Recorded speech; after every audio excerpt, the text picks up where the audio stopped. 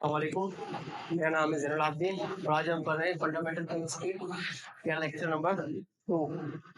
हमने जैसे पहले हमने पढ़ा था कि मेटर केमिस्ट्री के बारे में हमने जाना था कि केमिस्ट्री होती क्या है। उसमें हमने जाना था कि composition of matter, properties of matter, structure of matter and change the matter.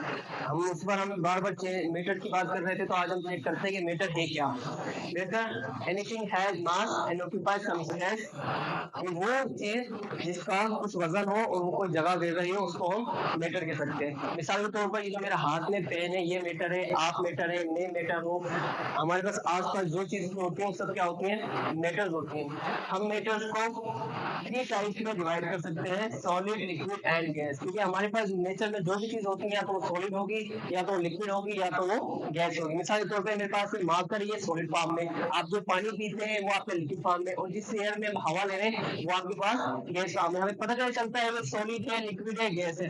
हम जब चेक करते हैं कि उसके एटम्स के दरमियान कितनी अट्रैक्शन है, यानी अगर किसी को अट्रैक्शन ज्यादा होगी और वो उसके एटम आसपास होंगे, वो तो हमारे पास क्या होंगे, वो सॉलिड होंगे। और जिसके एटम थोड़े से दूर होंगे निस्बत इसके सॉलिड के, तो वो उसको लिक्विड कंसीडर करेंगे। और गैस यानी इसके एटम है वो बहुत ज्यादा दूरी के अंदर होंगे, यानी इसमें फोर्स ऑफ अट्रैक्शन ज्यादा होगी और इसमें उससे कम होगी, इसमें उससे ये ज्यादा कम होगी। इस वजह से इसके जो मॉलिक्यूल्स होते हैं, इसके एटम्स होते हैं, एक दूसरे से बहुत ज्यादा दूर दूर होते हैं।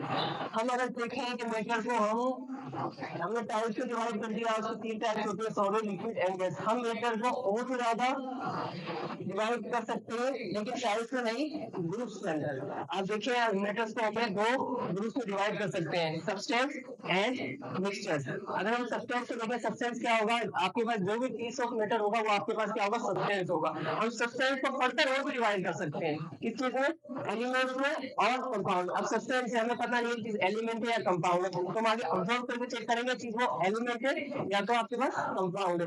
एलिमेंट को देखें तो element consist of only one type of atom, यानी जो भी एलिमेंट होगा उसमें तमाम एटम जो होंगे एक टाइप से होंगे। हम डायग्राम से थोड़ा समझ लेते हैं। मिसाल के तौर पर मेरे पास एक गोल्ड की छोटी सी एक बार है, ठीक है, तो क्या होगा, इसमें जितने भी एटम होंगे 1 2 3 4 5, ये मैंने आपको एग्जांपल की बता रहा हूँ, इसमें अनगिनत एटम्स हो सकते हैं, ठीक है। तो क्या होगा, अगर मैं यहाँ से कोई एलिमेंट से एटम निकालता हूँ तो वो किस चीज का निकलेगा, आपके पास गोल्ड का ही निकलेगा।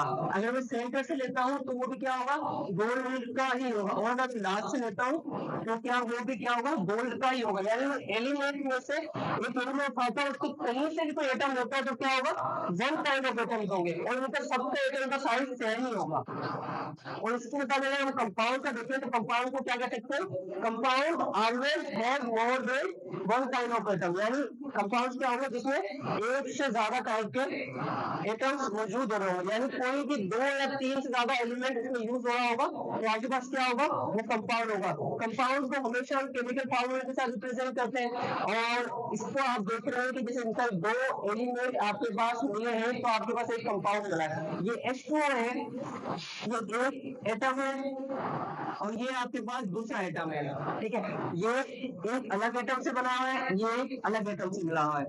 हाइड्रोजन 2, ऑक्सीजन 1, तो आपके पास क्या मिलेगा, एक कंपाउंड मिलेगा जिसको हम कह सकते हैं वाटर। यानी हम कह सकते हैं कि कंपाउंड आपके पास कब मिलेगा, जब आपके पास 2 या 2 से ज्यादा टाइप के एटम्स होंगे तो आपके पास क्या मिलेगा, एक कंपाउंड बनेगा आपके पास। इसको मिटा देते हैं। ग्रुप्स में देखा जाए तो इक्वल सब्सटेंस जो मैंने आपको बता दिया है, और एलिमेंट्स हमारे पास नेचर के अंदर 108 होते हैं। और जो कंपाउंड है वो अनलिमिटेड, क्योंकि कंपाउंड को एक दूसरे से मिलकर बनते हैं, आप अनलिमिटेड कंपाउंड्स बना सकते हैं। लेकिन वो एलिमेंट्स हमारे पास कितने मुयस्सर है नेचर के अंदर, 118, ठीक है। और अब चले मिक्सचर के पास। जिस तरह आपने कंपाउंड के अंदर देखा वो सब केमिकल में तौर पर कंबाइन होते हैं, इसमें जितने भी आइटम होंगे कंपाउंड के अंदर वो सब क्या होंगे, केमिकल के तौर पर कंबाइन होंगे। लेकिन अगर हम मिक्सचर की तरफ देखें, मिक्सचर क्या जो है, वन टू और मोर देन 2 एलिमेंट्स और compound physically combine, not chemically. यानी मिक्सचर को कह सकते हैं कि मिक्सचर में जो भी एटम है कोई भी कंबाइन हो रहे हैं वो फिजिकली तौर पर है, इनमें कोई केमिकल रिएक्शन में बॉन्ड नहीं बन रहा, सिर्फ क्या एक दूसरे से मिक्स हो रहे हैं, इसलिए उनको क्या कहेंगे, मिक्सचर कहेंगे। और मिक्सचर देखा जाए तो हमारे पास 2 टाइप के मिक्सचर होते हैं, एक होता है होमोजेनियस मिक्सचर और होता है हेटेरोजेनियस मिक्सचर। अगर हम इस चीज के नाम पर ही गौर करें तो आप देख सकते हैं होमोजेनियस होता है सेम, होमोजेनियस होते सेम और हेटेरोजेनियस आपके पास होते हैं डिफरेंट, यानी सेम टाइप के। और ये क्या होता है, जेनस माने होता है काइंड, यानी हम कह सकते हैं सेम काइंड का, इसको कैसा होगा जो सेम काइंड ऑफ मिक्सचर्स बनेंगे। और हेटेरो में होता है different, otherwise all substance are evenly distributed throughout the mixture, यानी जितने भी होमोजेनियस में होंगे वो तमाम जो सब्सटेंस होंगे, तमाम जो चीजें से मिक्स होगी वो सब क्या होगी, डिस्ट्रीब्यूट होगी। मिसाल के अगर हम देखें, हमारे पास एक कंटेनर है, उसमें हमने होमोजेनियस मिक्सचर बनाया है, ठीक है। तो हम देखेंगे कि उसमें एक एटम, दो एटम, तीन, चार, पांच, छह, यानी आपस के अंदर अच्छी तरह उसके जो होंगे एटम्स वो मिक्स होंगे, know the combinedly, know the chemically, ना बॉन्ड बनेगा, लेकिन क्या होगा ये डिस्ट्रीब्यूट, इसके एटम्स क्या होंगे डिस्ट्रीब्यूट अच्छी तरह, यानी इवनली डिस्ट्रीब्यूट होंगे, ठीक है। और अगर हेटेरोजेनियस में आप इसके आगे और हम इसके पार्टिकल्स हम देख नहीं सकते। होमोजेनियस मिक्सचर की सबसे अच्छा आसान जो आप जिसे पहचान सकते हैं, तो उसमें जितने भी पार्टिकल्स होंगे आप उसको आंखों से नहीं देख सकते अपनी। मिसाल के तौर पे आपके पास अगर मिक्सचर है किस चीज का, आपके पास मिक्सचर है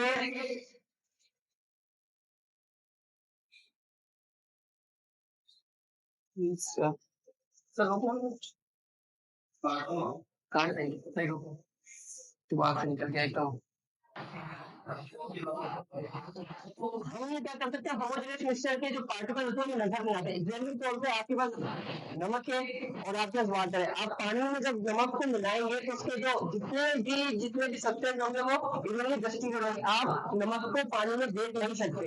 इस तरह आपके पास एयर है, एयर में बहुत सारी चीजें होती है, ऑक्सीजन, हाइड्रोजन, नाइट्रोजन, आर्गन, ये तमाम जिसका क्या होता है मिक्सचर होता है। आपके पास जो एयर होती है उसमें क्या होता है, हम किसी को भी एक साइड नहीं देख सकते, तो हम क्या होगा अगर होमोजेनियस मिक्सचर हो जाएगा। इसके रिजल्ट हेटेरोजेनियस, हेटेरोजेनियस मतलब डिफरेंट जेनस माने काइंड, यानी एक ही मिक्सचर होंगे डिफरेंट टाइप के मिलके बने होंगे। उसके जो डेफिनेशन देखिए, आर सबसे नॉन नो इवनली डिस्ट्रीब्यूट, जिस तरह होमोजेनियस में सब चीज डिस्ट्रीब्यूट इवनली डिस्ट्रीब्यूट नहीं थी, तो क्या होगा जो हेटेरोजेनियस है उसके अंदर तमाम एटम्स, यानी ये एक अलग सब्सटेंस होगा हमारे पास, और जो दूसरा सब्सटेंस होगा वो एक,